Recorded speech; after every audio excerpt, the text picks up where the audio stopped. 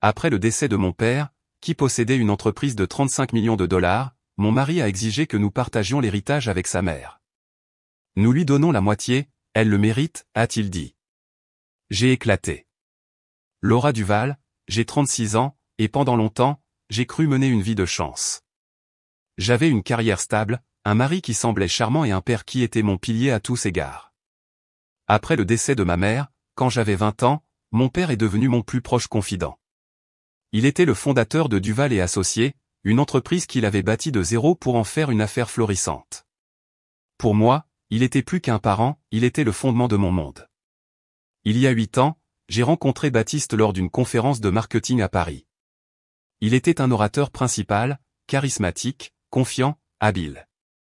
J'ai tout de suite été attiré par lui et, en 2 ans, nous nous sommes mariés. Mon père m'a accompagné jusqu'à l'hôtel, les larmes aux yeux, tandis que la mère de Baptiste, Isabelle, était assise le visage impassible au premier rang, dans une robe de créateur et une désapprobation évidente. Dès le début, Isabelle n'a jamais eu de chaleur à mon égard. Je l'ai surprise à notre dîner de répétition, murmurant à Baptiste, elle est gentille, mais elle n'a pas l'étoffe d'une PDG, malgré cela, j'ai essayé. J'ai envoyé des fleurs, l'ai invité à dîner, lui ai tendu la main, mais rien n'a fait fondre ce mur de glace. Des années ont passé, lorsque la santé de mon père a commencé à décliner, nous espérions plus de temps, mais le cancer ne se soucie pas de l'espoir. Il est décédé paisiblement dans son sommeil, seulement 4 mois après son diagnostic. Aux funérailles, Isabelle est arrivée en retard, ses lunettes de soleil ne quittant jamais son visage, et elle est partie avant la fin du service. Baptiste était distrait tout au long, offrant une aide logistique mais peu de soutien émotionnel. Le lendemain matin, j'ai reçu un appel de l'avocat de mon père, me demandant de le rencontrer au sujet de la succession. Je n'y ai pas beaucoup réfléchi au début. Je n'avais aucune idée que cet appel serait le premier pas vers la découverte non seulement d'une fortune, mais aussi du vrai visage de l'homme que j'avais épousé. Je suis entré dans le bureau de l'avocat, m'attendant à entendre parler de quelques propriétés, peut-être de quelques comptes de retraite, rien qui ne changerait ma vie. Je n'étais pas préparé à ce qui allait suivre. Il m'a tendu un dossier et m'a regardé droit dans les yeux, « Votre père vous a tout laissé, Laura. L'entreprise, les propriétés, tous les comptes. Après impôts et frais, cela est évalué à un peu plus de 35 millions de dollars, je l'ai fixé, mes mains tremblantes. 35 millions. Cela ne semblait pas réel. Je n'étais pas excité. Je ne me sentais pas chanceuse. Je me sentais vide, car tout cela venait au prix de la perte de la seule personne qui m'avait aimé inconditionnellement. L'argent ne me semblait pas un cadeau, cela ressemblait à une lettre d'adieu. Cette nuit-là, je me suis assise sur le canapé, les documents étalés sur la table basse. Baptiste est rentré du travail, a jeté un coup d'œil au papier et a fait un sifflement discret. Alors c'est vrai, a-t-il dit, s'asseyant à côté de moi. Tout ça est vraiment à toi, j'ai hoché la tête lentement, traitant toujours tout. Oui, je ne m'attendais pas à ce que ce soit autant, Baptiste a souri, mais il y avait quelque chose de différent dans son regard, quelque chose que je n'avais jamais vu auparavant. Eh bien, a-t-il dit, changeant de ton, nous devrions probablement parler de ce que nous allons en faire. Je veux dire, évidemment, nous allons investir, peut-être acheter cet endroit à Courchevel que tu aimais. Et bien sûr, nous devons déterminer combien donner à maman, j'ai cligné des yeux. Quoi, il m'a regardé comme si je tardais à comprendre. Ma mère, Isabelle. C'est la famille. Nous lui donnons la moitié, n'est-ce pas, j'ai ri, non pas par amusement mais par choc. Je pensais sincèrement qu'il plaisantait, mais quand je l'ai regardé à nouveau, il ne souriait pas, Baptiste, c'est un héritage de mon père. Pourquoi donnerions-nous la moitié à ta mère? Il a penché la tête, sa voix douce comme s'il parlait à un enfant confus.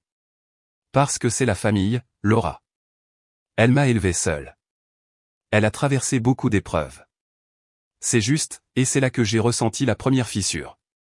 L'air entre nous a changé. L'homme que j'aimais n'était plus assis à côté de moi.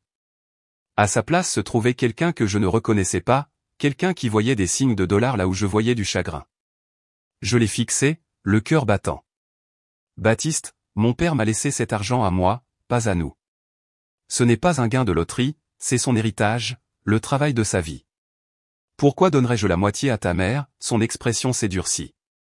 Il s'est penché en arrière, les bras croisés. Ne sois pas égoïste, Laura. Tu sais qu'elle fait partie de la famille. Elle fait partie de ta famille, j'ai répondu, ma voix neutre. Pas la mienne. Elle n'a jamais même aimé mon père. Elle est partie tôt de ses funérailles. Elle n'a pas appelé une seule fois depuis son décès, la voix de Baptiste s'est élevée, plus acérée maintenant. C'est juste comme ça qu'elle est. Elle n'est pas douée avec les émotions, mais elle tient à toi. Tu penses que tu es la seule à avoir perdu quelqu'un? Qu'en est-il de ma perte, de voir ma femme se transformer en une personne avide du jour au lendemain? Ce mot, avide, m'a profondément blessé. J'ai ouvert la bouche, puis les refermé. Il n'y avait plus rien à dire. Je me suis levé. J'ai besoin de prendre l'air. En sortant, je l'ai entendu marmonner, incroyable, cette nuit-là, je n'ai pas pu dormir. Ces mots résonnaient dans ma tête, avide, égoïste. Bien sûr, il ne s'agissait pas de l'argent. Il s'agissait de la rapidité avec laquelle il avait changé, du peu qu'il semblait se soucier du fait que je venais d'enterrer mon père. Mon père m'a dit un jour, le chagrin ne change pas les gens, il les révèle, il n'aurait pas pu avoir plus raison.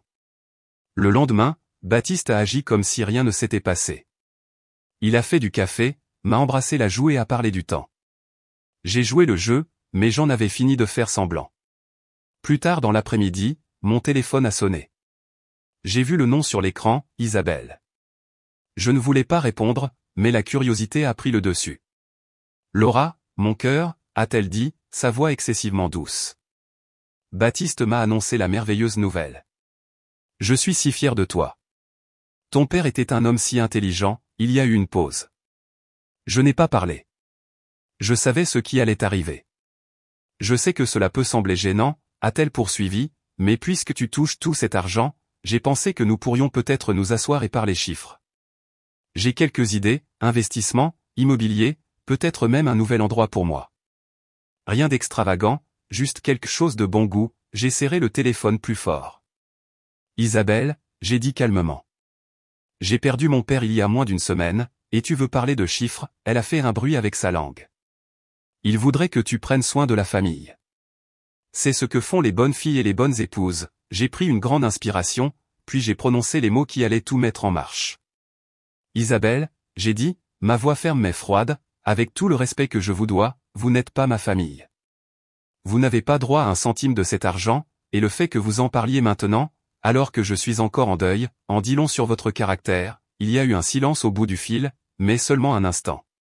Tu as toujours cru que tu étais trop bien pour nous, a-t-elle claqué, sa voix devenant acérée. Eh bien, voyons combien de temps tu tiendras quand tu seras toute seule, mon cœur, elle a raccroché avant que je puisse répondre.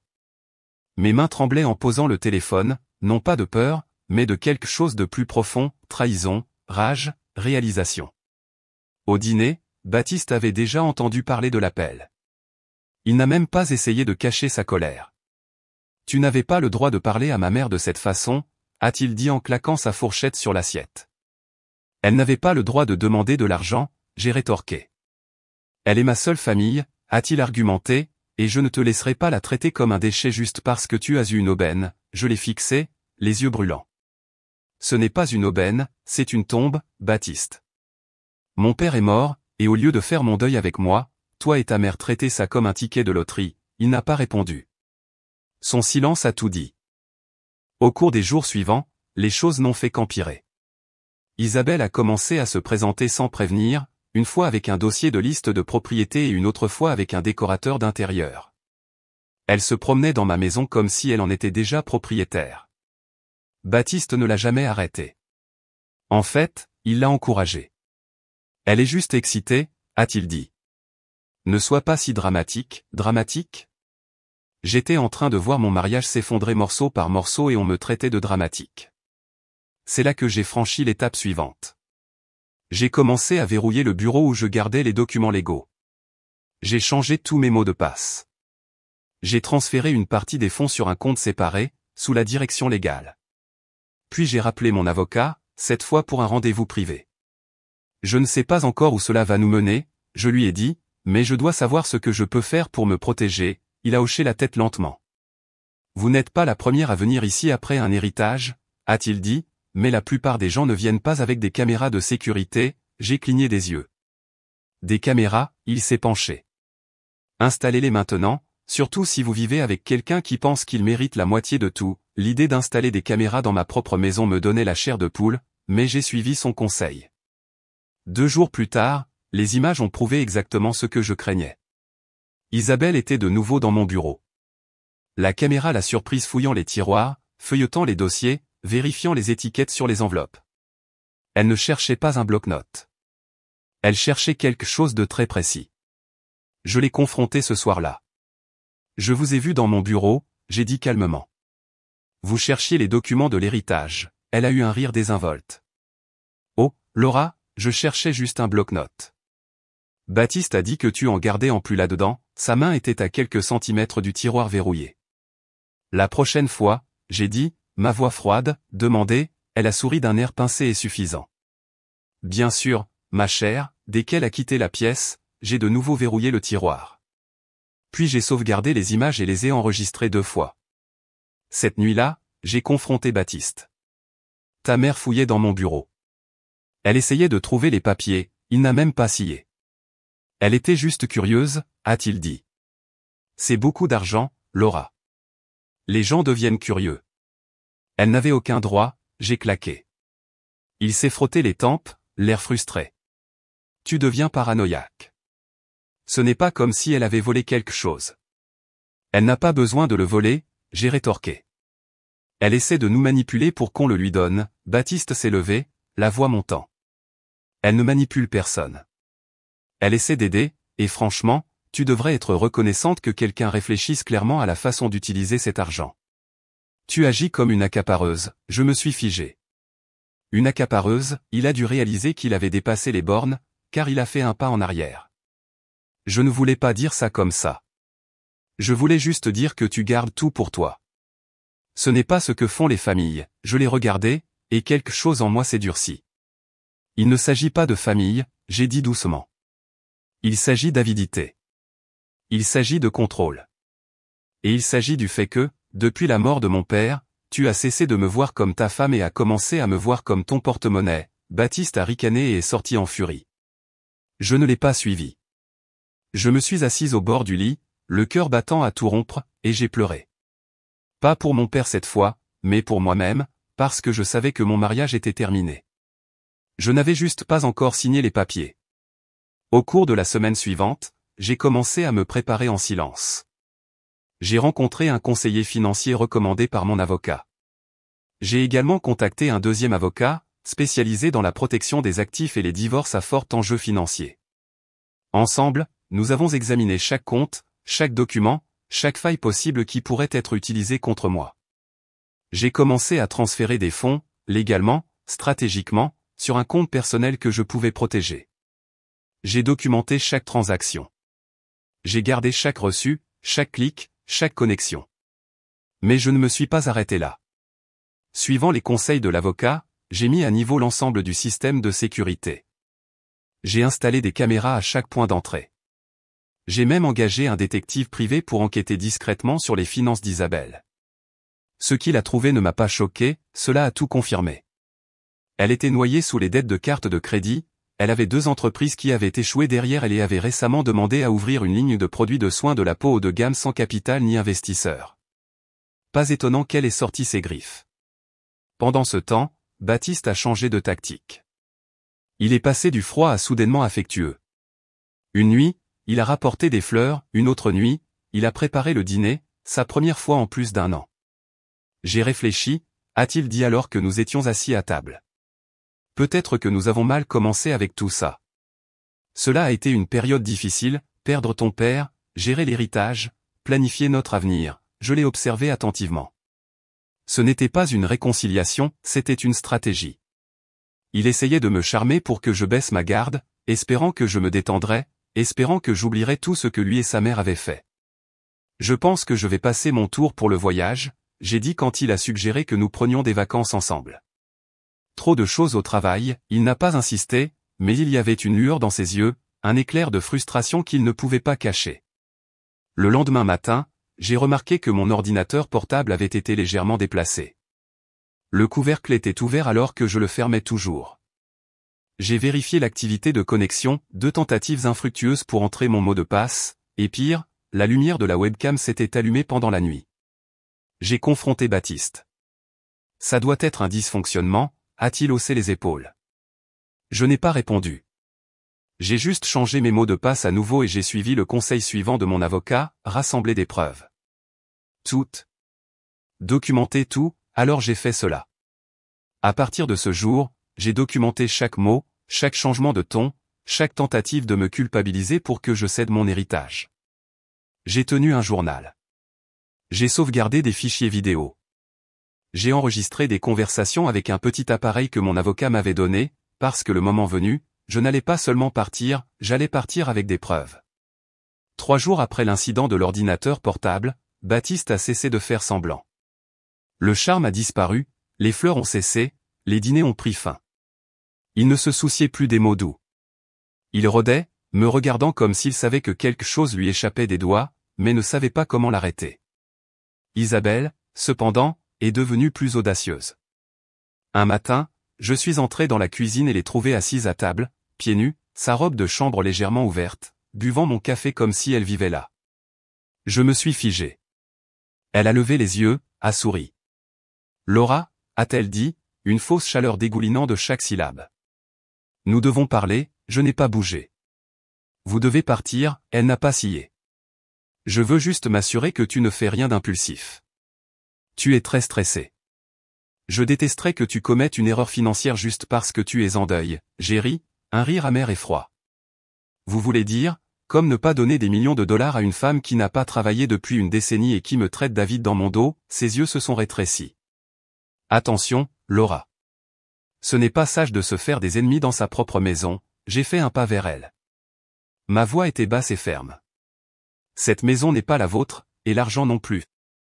Maintenant, sortez avant que j'appelle la police, elle s'est levée lentement, me fixant avec colère. Tu te crois si intelligente, mais des femmes comme toi, elles craquent tôt ou tard, mon cœur, je n'ai pas détourné le regard. Je l'ai regardée jusqu'à ce qu'elle parte. Puis j'ai verrouillé la porte derrière elle. J'ai pris une grande inspiration, décroché le téléphone et appelé mon avocat. Il est temps, j'ai dit. Je veux aller de l'avant, nous avons commencé à préparer la demande de divorce, discrètement, stratégiquement.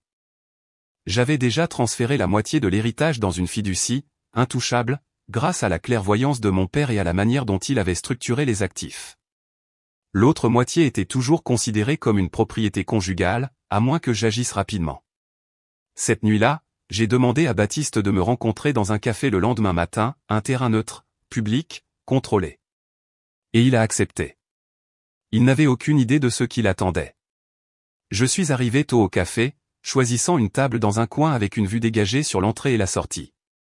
J'avais un dossier en cuir dans mon sac et une clé USB dans ma poche. À l'intérieur du dossier, les papiers de divorce. Sur la clé USB, des mois de preuves, des clips vidéo, des enregistrements audio, des fils de discussion par email, des captures d'écran, et un clip particulièrement accablant d'Isabelle fouillant dans les tiroirs de mon bureau. Baptiste est arrivé 5 minutes en retard, vêtu de sa tenue décontractée habituelle, arborant un sourire qui n'atteignait pas ses yeux. « Salut Laura » a-t-il dit légèrement, se glissant sur la chaise en face de moi. De quoi s'agit-il? Je n'ai pas répondu.